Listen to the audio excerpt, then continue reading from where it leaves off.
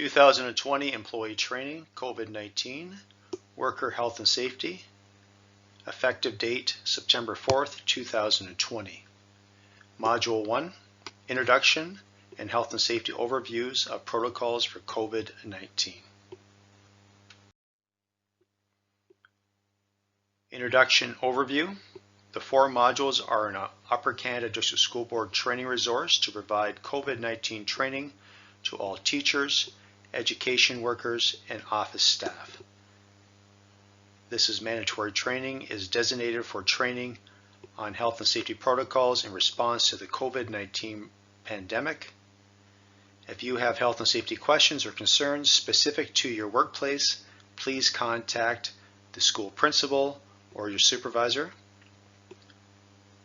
Included with this training is a supplementary summary sheet to access presentation web links.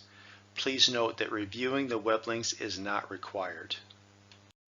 COVID-19 Worker Health and Safety Training Agenda. This 2-part mandatory training consists of 1. Safe Schools Training, Coronavirus Awareness Training, and Final Assessment. Please note for Safe Schools Access, any issues accessing the training, please contact Ask UC for assistance. And number 2, Safe Schools Training, COVID Worker Health and Safety Training. There's 4 modules. The training consists of PowerPoint slides developed by the Province of Ontario and Upper Canada District School Board that reviews strategies in the workplace for the prevention of COVID-19 transmission.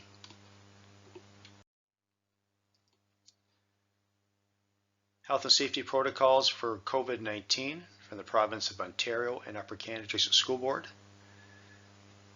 This PowerPoint deck has been designed by the Province of Ontario in a modular form that includes Upper Canada District School Board and local health unit slides added for workplace specific content. Therefore, it provides general provincial content and workplace specific training and protocols. Important workplace COVID-19 concerns are to be directed to your supervisor for assistance.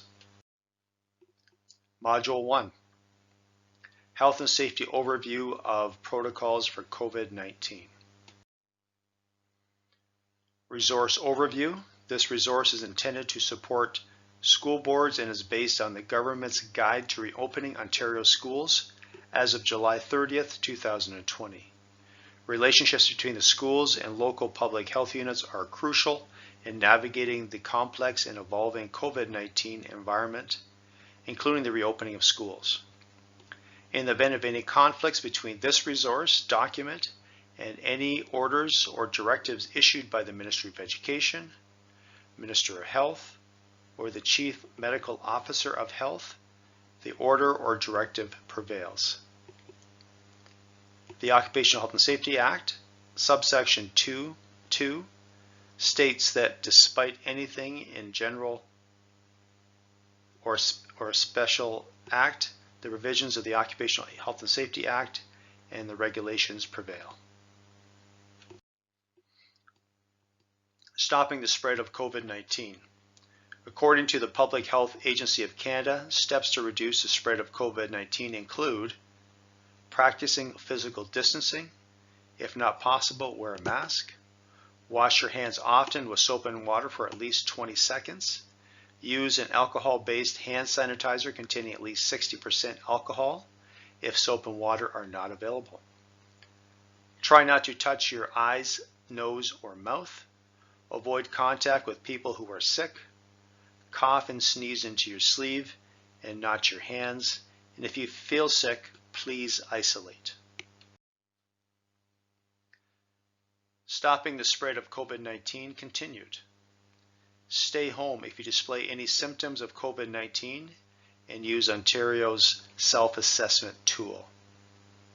All measures taken to prevent the spread of COVID-19 should be done in compliance with all applicable legislative requirements and advice from public health officials, including the requirements under the Occupational Health and Safety Act and its regulations, and the applicable public health directives and guidance issued by the Chief Medical Officer of Health and the Minister or Ministry of Health.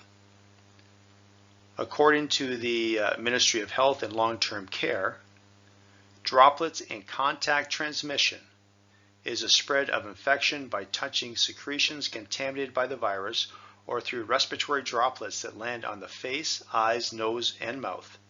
This can occur when an infected person is coughing and sneezing close to you. Indirect contact is the spread of infection from touching or handling equipment and other items that are contaminated with the virus and then transferring that virus to your face with your unwashed hands. Symptoms of COVID-19. It may take up to 14 days after exposure to COVID-19 for symptoms to appear. Individuals infected with COVID-19 may experience very mild symptoms or more serious symptoms. See Ontario's COVID-19 self-assessment tool for the full list of COVID-19 symptoms. In some cases, individuals can be infected with a virus but not show any symptoms. In each of these cases, there can be a risk of transmission of the virus from someone who is infected to another person. The most common symptoms include fever, a cough, or difficulty breathing.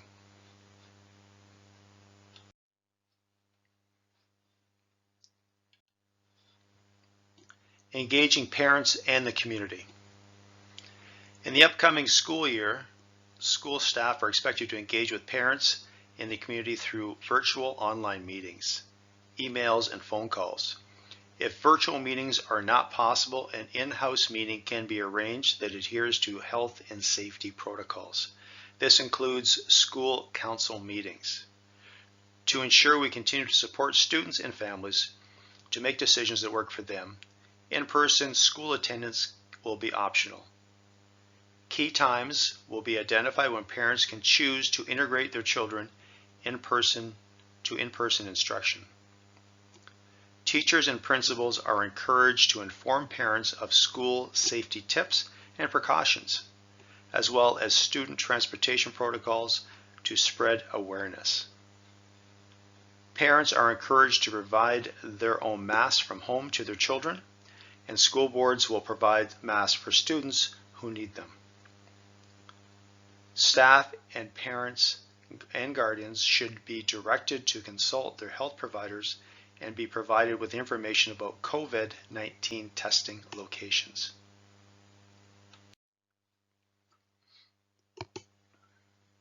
Engaging parents in the community target needs. Indigenous students. According to the Sick Kids Guidance for School Reopening, boards are strongly encouraged to work through their Indigenous education leads, Indigenous graduation coaches where applicable, and with the board's Indigenous Education Committee to ensure that First Nation students are supported in every way possible. In urban settings, boards may also want to reach out to the local Indigenous Friendship Centers or any other Indigenous organization to collaborate on how to best support urban Indigenous students' learnings. Boards must engage with local First Nation communities in the cases where students who live on reserve attend provincial funded schools under the Education Service Agreement or the Reciprocal Education Agreement approach.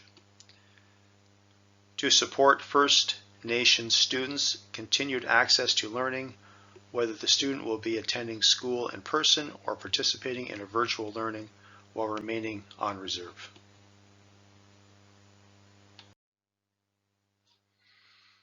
Engaging parents in the community, targeted needs. Children and youth in care. According to the Sick Kids Guidance for School Reopening, boards are strongly encouraged to actively consult with education liaisons at the Children's Aid Society to ensure appropriate coordination of needs and resources for children and youth in care. Students with medical conditions. According to the Sick Kids Guidance for School Reopening, for students with underlying medical conditions or medical, physical, developmental, and/or behavioral complexities, Parents and guardians should be encouraged to consult with their children's healthcare providers on the return to school so they can make an informed decision based on individual circumstances. In order to ensure equitable access, parents and guardians, the students' healthcare providers, and school staff should work together to develop a plan to accommodate a more individualized return to in-person learning where possible. Staff and medical conditions. Staff are encouraged to identify any medical conditions that may require workplace accommodations to their supervisor and employer. The 2002 Employee Training COVID-19 Worker Health and Safety Training Presentation Topics. In this COVID-19 Health and Safety presentation, the following topics are covered. First, Introduction and Health and Safety Overview of Protocols for COVID-19. Number 2, Measures and Precautions. Number 3, Health Monitoring. And number 4, Cohorting. This is the end of module number 1.